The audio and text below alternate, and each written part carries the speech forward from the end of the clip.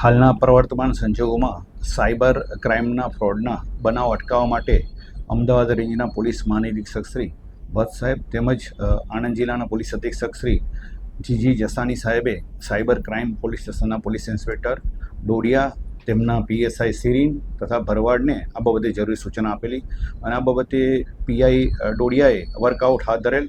તેમને તેમના પોલીસ કર્મચારીઓ દ્વારા બાતમી હકીકત મળેલ કે આણંદ ટાઉનના ગ્રીડ ચોકડી પાસે આવેલ આણંદ કોલેજના બીજા માળની બિલ્ડિંગમાં એક વ્યક્તિએ આ બીજા માળે મકાન ભાડે રાખી અને આ રૂમની અંદર IELTS ટોફેલ જેવી સ્પર્ધાત્મક પરીક્ષાઓમાં ઉમેદવારોને બેસાડી તેમની જગ્યાએ ડમી ઉમેદવારો દ્વારા એક્ઝામ અપાવી પાસ કરાવતા હોવાની હકીકત ધ્યાન પર આવેલી હતી. આ બાબતે પીઆઈ ડોડિયા, પીએસઆઈ સિરીન તથા પીએસઆઈ ભરવાડે સાયબર ક્રાઇમના પોલીસ કર્મચારીઓ સાથે તારીખ 20/6/2026ના રોજ સદર જગ્યાએ રેડ કરતા એક વ્યક્તિ તરુણકાંત રાકેશકાંત શર્મા હાલ રહેવાસી સાઉથ બોપલ અમદાવાદ નાઓ મળી આવતા તેની પૂછપરછ કરતા આ જગ્યાએ હર્ષદભાઈ ભોગીલાલ રાવલ રહેવાસી નિકોલે આણંદ લો કોલેજ સાથે MOU કરી અને મેળવેલ હોવાની હકીકત જણાવેલી છે અને તેની ઓળખાણ સુનિલભાઈ બુંદેલા રહેવાસી અમદાવાદે કરેલ હોવાની હકીકત જણાવેલ છે. વધુમાં તરુણકાંત રાકેશકાંત શર્માને પૂછપરછ કરતા હકીકત એવી જણાવેલ છે કે આ જગ્યાએ ટોફેલ કે IELTS એક્ઝામમાં જે પણ પરીક્ષાર્થી આવતા હોય ત્યારે એ પોતાની ચેમ્બરમાં બેસતા હોય તે સમયે આ જ રૂમની બાજુમાં સ્પોટની રૂમ આવેલી છે તેમાં છિદ્ર પાડી એમાં કોમ્પ્યુટર શેર કરી અને એ સ્પોટ રૂમમાં અન્ય કોઈ વ્યક્તિ બેસી અને તેમના બદલે આ પરીક્ષા આપી તેમને પાસ કરાવતા હોવાની અને લોકો અને સરકારશ્રી સાથે છેતરપિંડી કરતા હોવાની હકીકત જણાવેલ છે. જેથી પકડાયેલ તરુણકાંત રાકેશકાંત શર્મા તથા અન્ય પકડવાના બાકી 2 આરોપીઓ વિરુદ્ધમાં સાયબર ક્રાઇમ પોલીસ સ્ટેશનમાં છેતરપિંડી તથા IT એક્ટ હેઠળનો ગુનો રજીસ્ટર કરવામાં આવેલો છે અને સદર ગુનામાં આ આરોપીને નામદાર કોર્ટમાં રજૂ કરતા હાલ જ્યુડિશિયલ કસ્ટડીમાં છે.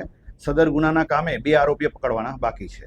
સર, કેટલા સમયથી આ કૌભાંડ ચાલતું હતું? અત્યાર સુધીમાં કેટલા વિદ્યાર્થીઓને આ રીતે પાસ કરાવવામાં? હાલ સુધીના પોલીસ રેડ દરમિયાન મુખ્ય આરોપી હર્ષદભાઈ ભોગીલાલ રાવલ જે નાસ્તો પડતો છે તેની ત્યાં તરુણકાંત જોબ કરતો હોવાની હકીકત જણાવેલ છે. સદર રેડવાળી જગ્યાએ કોઈ પણ સાહિત્ય મળી આવેલ નથી, જેથી કેટલા સ્ટુડન્ટે આ સેન્ટરમાંથી એક્ઝામ પાસ કરેલી છે તે બાબતે હાલ સુધી હકીકત મળી આવેલ નથી. પરંતુ બંને રૂમોમાંથી જે પણ કોમ્પ્યુટર, CPU તેમજ જે એક્ઝામને રિલેટેડ તમામ જે ઇલેક્ટ્રોનિક્સ ગેજેટ્સ છે એ મળી આવેલા છે. આ ઇલેક્ટ્રોનિક ગેજેટ 3,78,000ના તપાસના કામે કબજે કરવામાં આવેલા છે. તેમજ આરોપીનો પણ મોબાઈલ કબજે કરવામાં આવેલો છે. આ મોબાઈલ ઉપરથી અને કબજે કરેલ અન્ય ગેજેટ્સમાંથી અગાઉ કેટલા વ્યક્તિઓએ આ સેન્ટર પરથી એક્ઝામ પાસ કરેલ છે તે બાબતે હકીકત મેળવી આગળની તપાસ તજવીજ હાથ ધરેલ છે. ના, પ્રાથમિક પૂછપરછ દરમિયાન આરોપી છે એને પોતે એમ્પ્લોય તરીકે કામ કરતો હોવાની હકીકત જણાવેલ છે. પરંતુ પ્રાથમિક પૂછપરછ દરમિયાન છેલ્લા 6 માસથી આ કોલેજ સાથે MOU કરેલા છે અને છેલ્લા 1.5 મહિનાથી આ સેન્ટર પર એક્ઝામ અપાતી હોવાની પ્રાથમિક પૂછપરછમાં હકીકત જણાવેલ છે. વધુમાં બંને આરોપીઓ પકડાશે ત્યાર પછી બધું વિગતો જણાવશે. ચાર્જ કેટલો વસૂલ કરાતો તો ડમી ગ્રાહકને જે બેસાડીને પાસ કરાવતા? તારીખ 20/6/2026ના રોજ જ્યારે રેડ કરવામાં આવેલી હતી ત્યારે કોઈ સ્ટુડન્ટ ત્યાં મળી આવેલા, પરંતુ આ જે એક્ઝામ જે પ્રમાણે છેતરપિંડી કરવા માટે ડમી વિદ્યાર્થીને ઊભો કરી અને પાસ કરાવતા હોવાની જે હકીકત છે એ મુજબની આખી સેટઅપ તપાસના કામે પંચો રૂબરૂ પંચનામાની વિગતે આ આખી રેકેટ બહાર આવેલું છે.